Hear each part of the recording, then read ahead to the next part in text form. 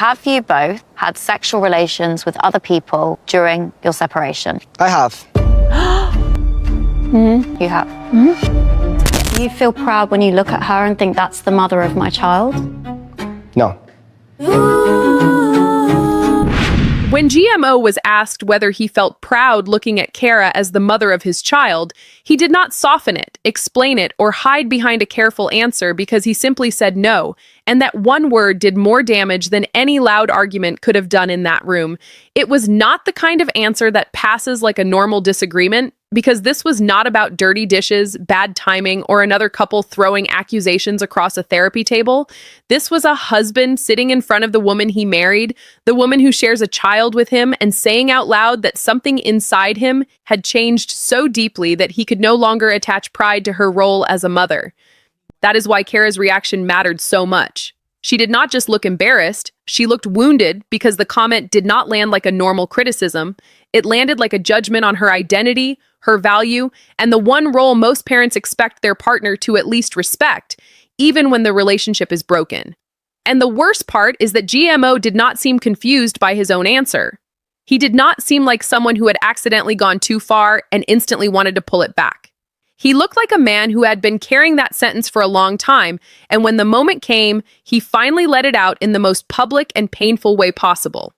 But that is where the real question begins, because people do not usually say something that heavy without a reason sitting underneath it. Maybe GMO truly believes Cara crossed a line he cannot accept. Maybe he is using the harshest words possible because he feels betrayed and wants her to feel some version of the hurt he has been carrying. Or maybe this marriage has reached the point where love is still present somewhere, but respect has already started disappearing. What makes it even heavier is that Cara and GMO were not arriving at this retreat from a small, rough patch. They had already been separated for more than a year, which means this was not one bad week turning into one bad conversation. This was a long fracture, a year of distance, resentment, outside choices, unanswered questions, and two people still standing in the same room without knowing if they were trying to repair the marriage or finally prove it was beyond repair. So before the online content became the headline, before the outside relationships became the argument, and before everyone tried to decide who was more wrong, Cara and GMO had an even bigger problem. They could not even agree on why the marriage broke in the first place. Cara's explanation made the marriage sound like it had slowly collapsed under the weight of daily life, because from her side, she was not describing one dramatic betrayal or one explosive fight. She was describing exhaustion that built up over time, with work, childcare, cooking, cleaning, and the pressure of keeping the home moving until she felt like she was carrying more than one person should have to carry. That version matters because it makes Cara look like someone who had reached the end of her emotional energy, not someone who simply woke up one day and decided to stop caring about the marriage. In her mind, the separation came from feeling unsupported, unseen, and stuck in a relationship where the responsibilities kept landing on her shoulders while the resentment kept getting bigger in silence. But then GMO pushed back, and the entire picture changed. He did not accept the idea that the marriage broke because Cara was doing too much at home. From his side, the real issue was not only stress, chores, or parenting pressure. It was Cara going out, drinking, staying around people he did not trust, and putting herself in situations that made him feel disrespected inside the marriage. That is where the story stops being simple, because both versions can sound believable at the same time, which is exactly what makes this situation so messy. Cara may have truly felt abandoned in the day-to-day reality of their home, while GMO may have truly felt that her nightlife choices were damaging the trust he needed to feel secure as her husband. Neither version cancels the other out, and that is the problem. Then the male friend entered the conversation, and suddenly the argument became more personal. This was not just about Cara going out with random friends or staying out late after a stressful week.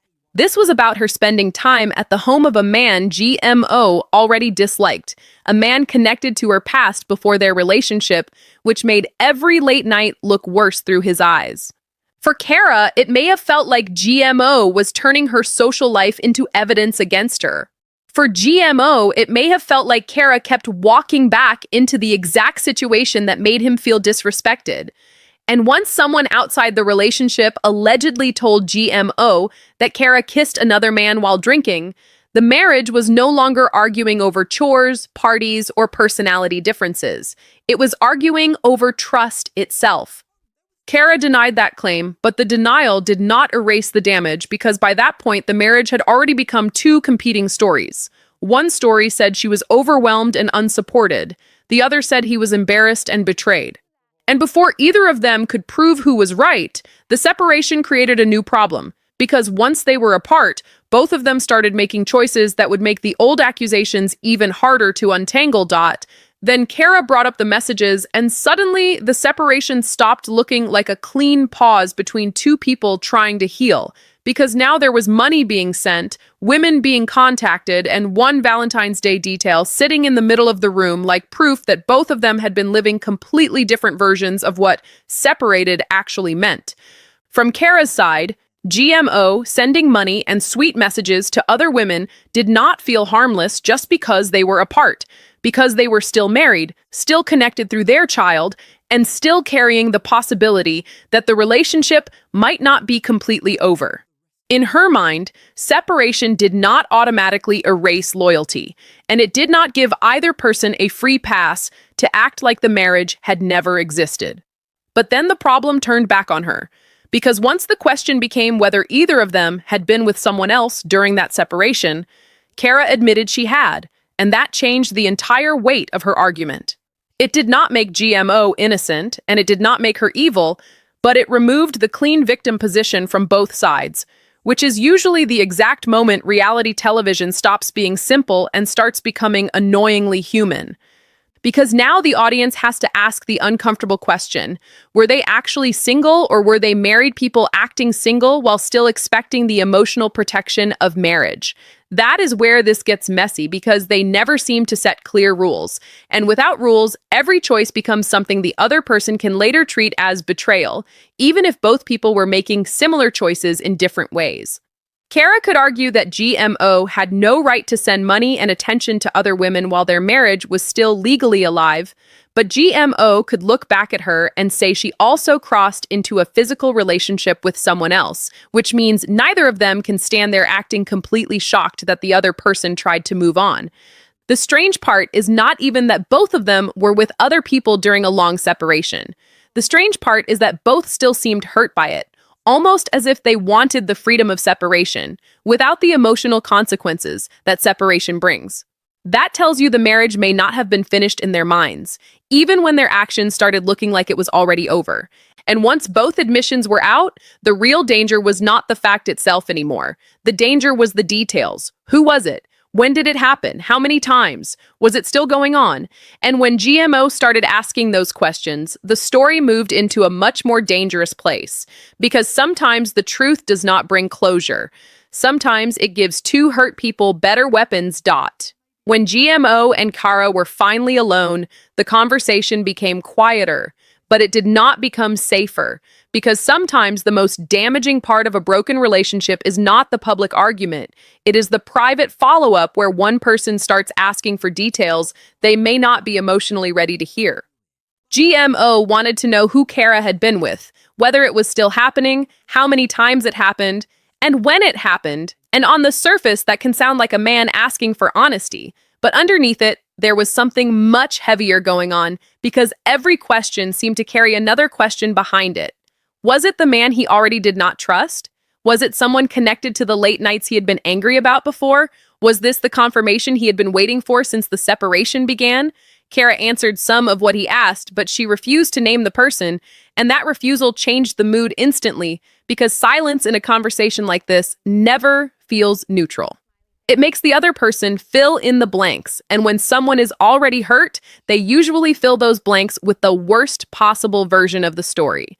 She said the relationship was not still going on, and she admitted it happened twice, but when GMO gave the same number about his own outside relationship, the conversation still did not feel equal to him. That is where the moral ground started shifting again. Because they had both been with other people. They had both crossed into life outside the marriage, and yet GMO seemed more focused on when Cara did it and who it might have been with. Then Cara revealed that it happened during a trip to New York in the fall, and suddenly GMO treated the timing like it changed everything, as if the same behavior became more serious because she moved first, or because it fit too closely with suspicions he already had in his mind. For Cara, that probably felt like another attempt to turn her into the villain while ignoring the fact that he had also been with someone else. For GMO, it may have felt like the missing piece finally clicked into place, even if that piece only made him more distant. And by the time they stopped talking, the damage had already shown up in the room. The night before, there was still enough comfort for them to share a bed, but now GMO moved back to the couch, and that small choice said more than another argument could. They were still close enough to talk, but not close enough to feel safe. And just when it seemed like the next day's banquet might give them one small chance to remember why they ever loved each other, one question was about to break the room all over again.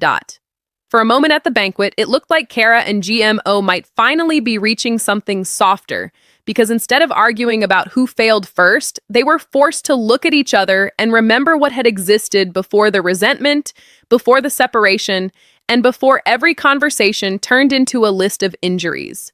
GMO gave Cara a real compliment without attaching an insult to the end of it. And that mattered because so much of their dynamic had become poisoned by little digs, harsh judgments, and words that started gently before turning sharp. Cara heard something kind from him, and it clearly affected her, because even after everything between them, there was still a part of her that wanted to feel loved by the man sitting across from her. Then Cara gave him something back. She told him that what made her fall in love with him was that he was genuinely a good person, and for a brief second the whole situation felt different. They held hands, their faces softened, and it looked like maybe the marriage had not completely lost its emotional center. But then came the question that pulled the entire room back into the truth. When GMO was asked if he felt proud looking at Cara as the mother of his child, he said no. And suddenly, every warm thing that had happened before it felt fragile, almost like the marriage had been allowed one small breath before being pushed underwater again. Cara did not just hear that as a criticism of her choices. She heard it as a rejection of her motherhood, and that is why the comment cut so deeply. She wanted to be seen for what she had carried, what she had done, and the role she still played in their child's life. But GMO's answer told her that he was looking at her through something much darker.